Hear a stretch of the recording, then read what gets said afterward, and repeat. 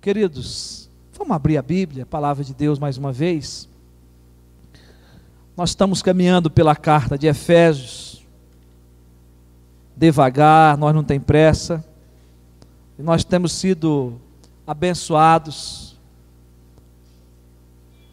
por esta carta, pela maneira maravilhosa que Paulo nos conduz a vivermos uma vida nova, uma vida cristã, sincera, não é?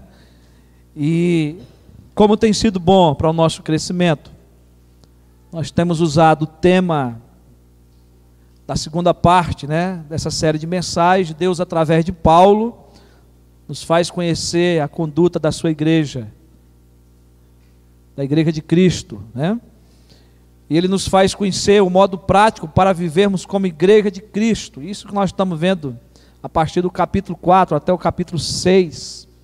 Paulo vai mostrar essa maneira prática da igreja viver, de como a igreja deve se comportar nesse mundo, como cristãos. E nós estamos usando duas perguntas: como deve ser a conduta da igreja de Cristo, e como devemos proceder nesse andar, nesse caminhar de vida cristã. E em primeiro lugar, nós aprendemos que a igreja de Cristo deve andar em unidade. Em segundo lugar, que a igreja de Cristo deve viver sobre um novo padrão de vida. E agora nós estamos vendo isso a partir do versículo 17 do capítulo 4. E vamos até o versículo 9 do capítulo 6, falando sobre essa maneira de sermos, essa maneira de procedermos como igreja de Deus. Domingo passado, nós tivemos introduzindo essa parte a partir do versículo 17. E Paulo passa a nos mostrar que nós, agora, em Cristo Jesus, renascidos em Cristo, agora como filhos de Deus, nós devemos nos despir totalmente do velho homem. E Paulo ele vai começar a nos dizer que nós não devemos mais andar como andam os gentios. E Paulo vai descrever como é esse andar dos gentios. E nós aprendemos não a andar como eles, mas a não andar como eles. Os gentios são aqueles que não caminham na fé conosco. São aqueles que ainda precisam da transformação, que ainda precisam do evangelho, das boas novas. São as pessoas que estão aí nos seus delitos e pecados, sem a consciência do perdão, sem a consciência de que Jesus Cristo salva. São as pessoas que praticam pecado, sem entender nem o porquê, porque elas vivem em seus próprios pensamentos. Segundo o que Paulo diz aqui, não é? Eles andam na vaidade dos seus próprios pensamentos. A mente está vazia, sem objetivo, sem vida. Mas nós vimos também que Paulo, ele vai mostrar um outro andar dos gentios, pelo qual ele está dizendo que eu e você não devem andar. Ele diz que os gentios andam obscurecidos de entendimento, impedidos de ver a luz de Cristo, impedidos de conhecer a Jesus, impedidos de viver uma vida diferente, de viver uma vida de graça, uma vida transformada, uma vida libertada do pecado. Mas Paulo ainda, ele vai dizer, e ele vai piorando cada vez mais a situação de como anda o gentio, e ele ainda vai dizer que eles vivem alheios à vida de Deus, por causa da ignorância em que vive, por causa da dureza dos seus corações. Eles não conseguem conhecer de fato a Deus, eles estão alienados, afastados da vida. afastado da igreja, afastado da comunidade de Israel. E Paulo está dizendo: não volte a viver assim, porque agora você é de Cristo. Mas Paulo vai ainda mais além, e ele vai dizer: não se entregue à dissolução ou à prática de todo tipo de impureza sexual, porque o gentio vive assim, totalmente depravado, totalmente entregue às práticas da sensualidade, do sexo desenfreado. E Paulo, ele quer que eu e você não volte a essas práticas. E ele vai dizer que isso foram coisas do velho homem. E aí, quando nós chegamos no versículo 20 do texto que segue, o versículo 20 vai dizer assim: mas não foi assim que aprendestes a Cristo. Paulo está nos falando que nós não podemos mais viver preso à velha natureza, que nós temos que estar totalmente desligado do que nós éramos no passado sem Cristo. E Paulo vai fazer uma advertência à igreja de Éfeso, vai fazer uma advertência para mim e para você, para que nós não venhamos a esquecer a maneira como que Cristo foi revelado a nós, a maneira como que Cristo, nos ensinou através do seu Evangelho. E é a partir daqui que Paulo vai nos mostrar a necessidade de nós nos revestir do novo homem criado em Cristo Jesus.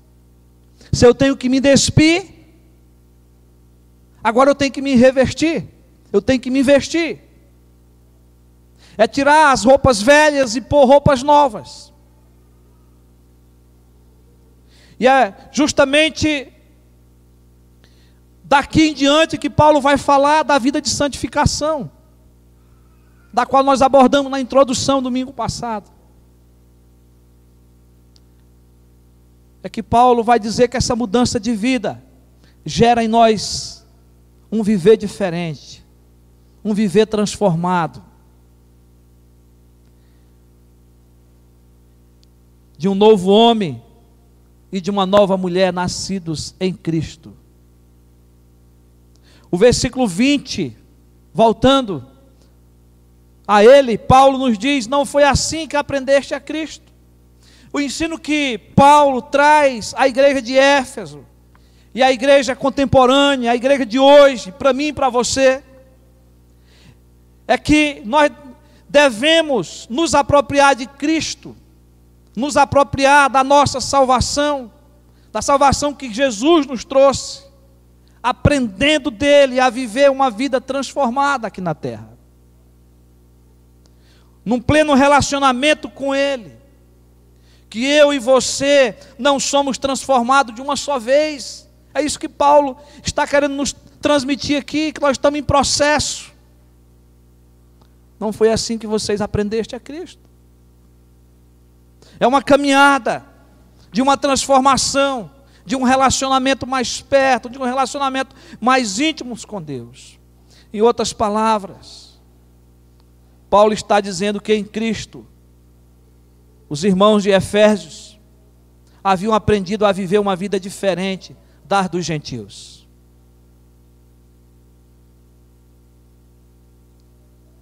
Ele está dizendo: não foi assim que vocês aprendeste de Cristo. Vocês aprenderam para ser diferente deles. O modo de viver em Cristo é diferente de uma vida pagã, de uma vida depravada no pecado. Paulo está dizendo: vocês ouviram e aprenderam o Evangelho de Cristo para mudar de vida, para viver uma nova vida. Vocês foram instruídos por Cristo ou no Evangelho de Cristo de maneira correta. Agora não vivam mais como os gentios. Pratique o que é certo E aí o versículo 21 completa esse pensamento, porque ele vai dizer: se é que de fato tendes ouvido, e nele foste instruído, seguindo a verdade em Jesus. E aí, meus irmãos, somente em Jesus Cristo, você e eu pode ser revestido da nova vida.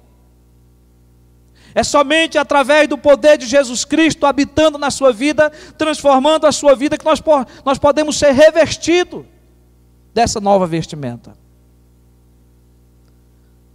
E já disse o poeta, ao escrever uma das músicas mais cantadas pela TV hoje: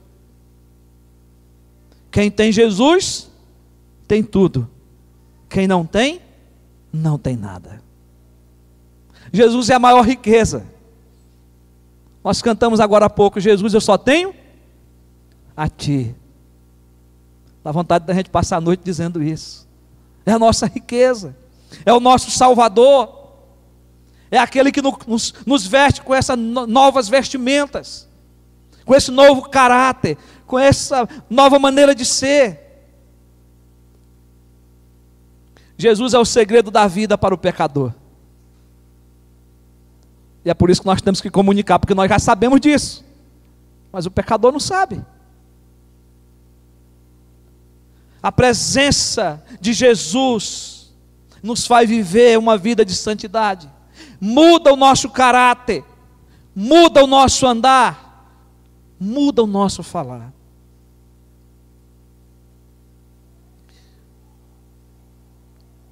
Aí, irmãos, nós podemos entender a carta de Efésios também no contexto de outras cartas de Paulo. Porque quando Paulo fala dessa obra maravilhosa de Cristo, ele quer nos levar a entender que todo o nosso ser, todo o nosso corpo deve ser novo. E nós sabemos que Paulo escreveu aos Romanos, lá no capítulo 12, o versículo 1 e 2, quando Paulo ensina sobre a renovação da nossa mente, ele diz: e não vos conformeis com este século, mas transformai-vos pela renovação da vossa mente, para que experimenteis qual seja a boa, agradável e perfeita vontade de Deus. Em Cristo nós passamos a ser uma nova criatura, até uma mente nova. Paulo escreve em 2 Coríntios 5,17, ele diz: se alguém está em Cristo, nova criatura é. As coisas antigas dos gentios, dos homens, das mulheres que não temem a Deus, ficaram para trás. Eis que agora se fizeram novas. Paulo desenvolve essa teologia, mostrando para nós essa diferença, esse contraste do que era e do que sou, do que eu era e do que eu sou agora, de como eu tenho que viver daqui para frente. E aí, meus irmãos, quando Paulo chega no versículo 22 a 24, embora já tenhamos falado um pouco desses dois versículos domingo passado, mas nós temos que voltar nele, é a sequência. Ele diz: no sentido de que quanto ao trato passado, vos despiste do velho homem que se corrompe segundo a concupiscência do engano. Tudo que nós já falamos até aqui, Paulo está resumindo nesses versículos. E vos renoveis do espírito do vosso entendimento, e vos revistais do novo homem criado segundo Deus em justiça e retidão procedente da verdade. Mas agora de uma maneira, de uma abordagem diferente, nós queremos observar os verbos aqui. Há 3 verbos aqui que dirigem esse texto, que dirigem esse contexto do qual nós temos pregado aqui. Vos despojeis, vos renoveis e vos revistais. O tempo desses verbos no grego expressa um ato único, baseado em experiências passadas. Porque Paulo já está escrevendo para crentes. Paulo está escrevendo para a igreja. Paulo está dizendo hoje para a igreja, para mim e para você, que nós já morremos para o pecado, que nós já nascemos para Deus, nós já vivemos agora a nova vida em Cristo. Amém? Por isso, Nós já estamos renovados, já temos um novo entendimento, já estamos revestidos. E agora, nós devemos viver em justiça e retidão procedente da verdade, da palavra de Jesus. E aí, meus irmãos, nós precisamos entender que aqui Paulo está falando do nosso encontro com Cristo, daquele dia lá atrás em que eu e você fomos achados por Cristo.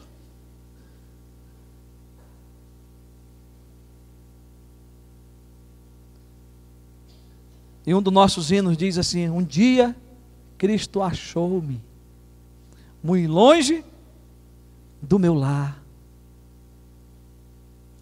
E uma das estrofes, uma das frases desse hino vai dizer: eu perdido estava, mas Cristo achou-me. Cristo achou eu e você. Cristo nos salvou. E aí, esse texto nos leva para essa experiência de conversão que nós tivemos, para o dia do nosso batismo, para o início da nossa vida cristã, aonde uma nova vida começou. Deixamos para trás a velha natureza do engano, da mente cauterizada pelo pecado, de uma vida de perversidade. Ficou para trás, morreu o velho homem. Paulo quer que possamos entender que aquela imagem e semelhança de Deus que foi perdida por causa do pecado quando nossos pais pecaram, agora está sendo refeita em Cristo Jesus. Amém? É isso que Paulo quer que a gente entenda. Uma nova vida refeita através de Cristo Jesus. O que aconteceu lá em Gênesis 1, 27, agora nós recebemos de volta, porque temos Cristo. A nossa vida foi restaurada para vivermos uma nova vida, segundo Deus, em justiça e retidão, procedente da verdade. Mas Paulo, do versículo 25 em diante, Paulo passa a exortar a igreja a viver, a comunicar essa nova vida. E aí Paulo vai mostrar que essa nova vida, ela continua dentro de um contexto de unidade. Porque Paulo fala, e ele passa a escrever aqui, que todos os pecados que ele vai citar aqui, passa por uma mudança, por uma transformação, e tem a ver com relacionamento, tem a ver com igreja, tem a ver comigo e com você. Paulo vai falar que os vícios da velha natureza que destrói a unidade do corpo devem ser substituídos pelas virtudes que promovem um relacionamento saudável entre os irmãos. E se você acompanhar, Paulo vai dizer assim: por isso, deixando a mentira, fale cada um a verdade com o seu próximo, porque somos membros uns dos outros. Está falando de unidade, está falando de comunidade, está falando de igreja, está falando de relacionamento, está falando dos uns aos outros.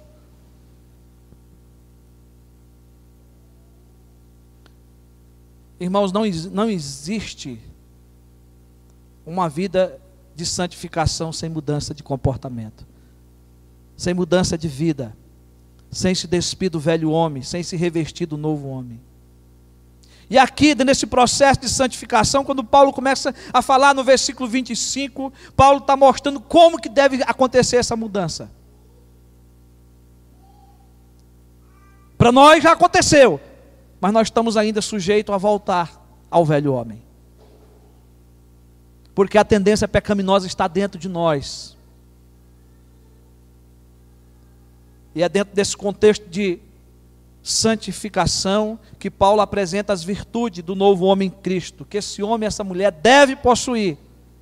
E ele vai determinar o despojamento dos vícios que destrói a nossa vida, que separa os relacionamentos, para que nós possamos ser revestidos dessas novas virtudes, que são essenciais para vivermos como irmãos, como igreja.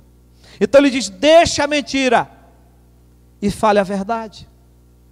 A primeira virtude que nós vamos encontrar aqui é falar a verdade. Mas para você falar a verdade é preciso que você tenha deixado a mentira. A palavra mentira no grego vem da palavra pseudos, que significa mentira, mentir, falsidade, consciente e intencional. Aquela pessoa que mente porque gosta de mentir, porque gosta de trapacear, porque gosta de ser falsa, porque gosta de passar os outros para trás. A mentira é a afirmação contrária aos fatos, falada com o propósito de enganar.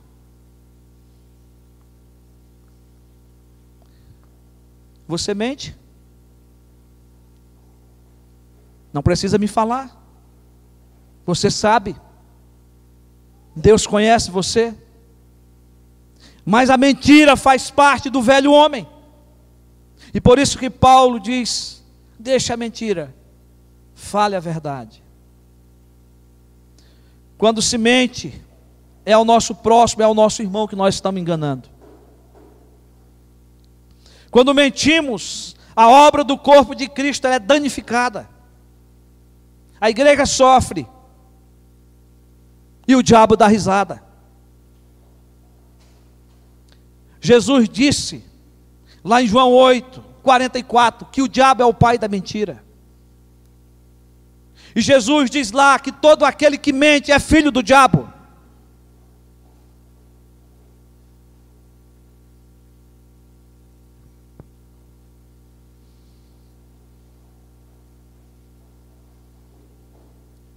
E lá em Apocalipse 22:15 diz que aqueles que são controlados pela mentira não herdarão o reino de Deus. Deixe a mentira, fale a verdade. Então Jesus é a verdade.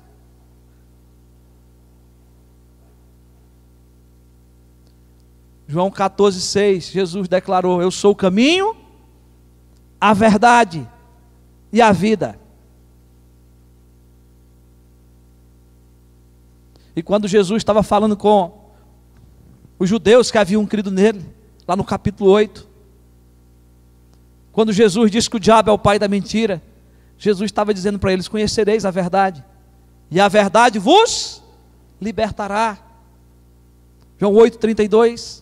E depois do versículo 36 ele vai dizer: se pois o Filho vos libertar, verdadeiramente sereis livres. Então não tem como você andar com Jesus, andar na verdade e ser mentiroso. Não tem como você andar com Jesus e mentir, trapacear, ser falso. Sem dizer que a mentira tem perna curta. A máscara uma hora cai. A mentira só dura até quando a verdade chega. E pode ter certeza que a verdade vai chegar. Meus irmãos, o verdadeiro cristão é alguém que procura falar a verdade. E em amor. O verdadeiro cristão é aquele que desistiu da falsidade, que desistiu da mentira. Interessante que Paulo, ao falar sobre isso, ele está lembrando do que Zacarias disse lá no capítulo 8:16.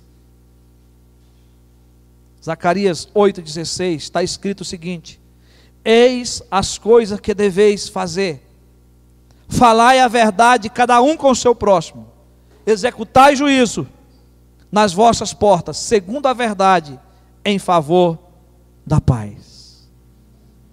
A melhor forma de destruir a mentira é falando a verdade. Doa o que doer, mas a verdade precisa ser dita. Mas tem que ser em amor para não doer tanto. Mas ela precisa ser falada. Ela precisa ser comunicada. E esse é o ensinamento de Paulo, para que a igreja possa desfrutar da unidade, da comunhão agora, de pessoas renovadas, pessoas nascidas em Cristo Jesus, para viver uma vida de santificação. Mas, meus irmãos, Paulo continua,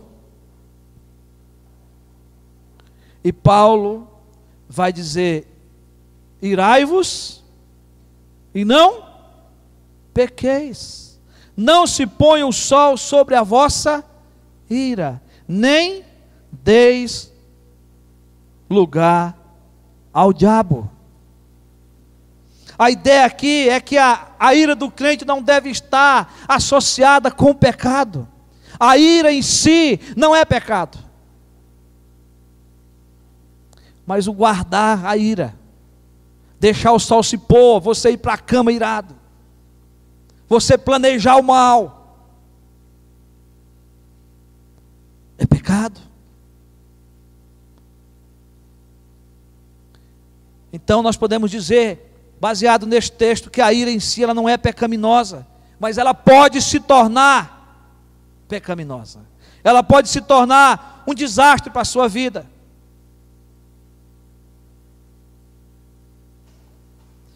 Porque ela vai se transformar em raiva e ressentimento. E aí você pode passar a ser uma pessoa amargurada, que é algo que vamos falar depois aqui na sequência. E o que Paulo está querendo nos ensinar aqui é que você não deve levar a ira para a cama. Não durma com ela. Não durma magoado. Não durma irado com o outro. Resolva o problema. Resolva. O grande perigo de você guardar é que você vai estocar mágoa. E no dia que a pessoa te fazer algo de novo, você vai se irar de novo.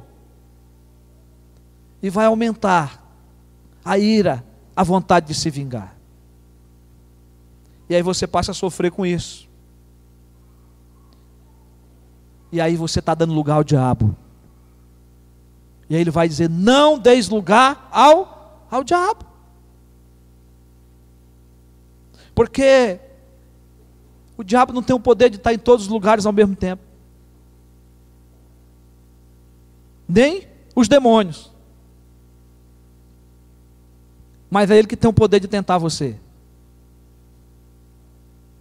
E pode ter certeza que nas suas andanças por aí, como espírito maligno, como espírito do mal, ele está observando muitas das nossas atitudes erradas e procurando colocar elas em atividade pela nossa vida.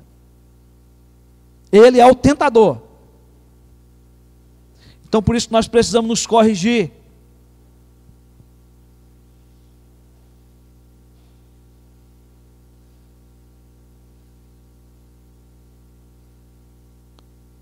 Irmãos, o perigo é muito grande quando uma pessoa está zangada. Eu sei que você já passou por isso. Eu já vi coisas terríveis.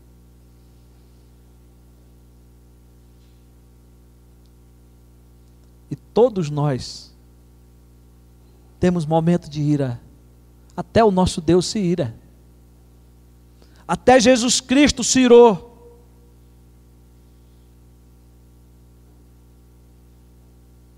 A ira em si, ela pode ser boa, justa ou injusta, dependendo da sua maneira de agir. E nós podemos ver a raiva em Jesus, quando ele entrou no templo e expulsou os cambistas, derrubou as mesas, pediu que ele saísse, porque aquela casa era casa de de oração, não era para ser comércio.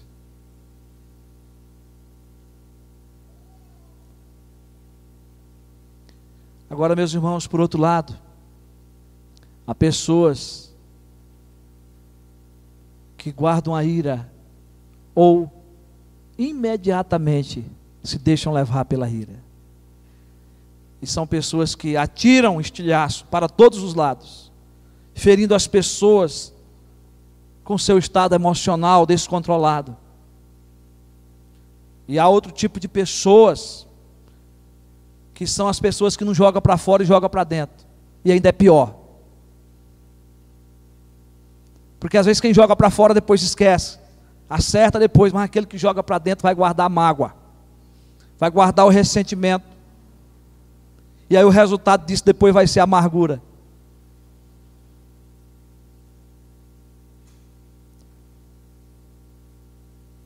E só tem uma solução para o conserto, o descongelamento dessa raiva. É o perdão. É uma boa conversa, seguida do perdão. E para isso é preciso você fazer uma faxina da mente e do coração. Pôr para fora tudo. Quando você vai acertar algo com alguém que lhe feriu, coloque tudo, não deixe nada engavetado. Peça perdão. Resolva, para que você possa ficar livre. Coração limpo. Coração puro. Então Paulo está dizendo que nessa nova vida eu tenho que me revestir da verdade.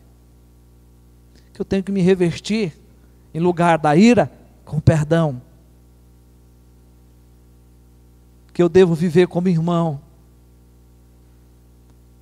Que eu devo viver em unidade. Que eu devo viver um relacionamento saudável. Eu não tenho mais espaço para mentira. Eu não tenho mais espaço para deixar a ira me dominar e me amargurar. Que Deus nos abençoe, queridos. E domingo que vem nós continuaremos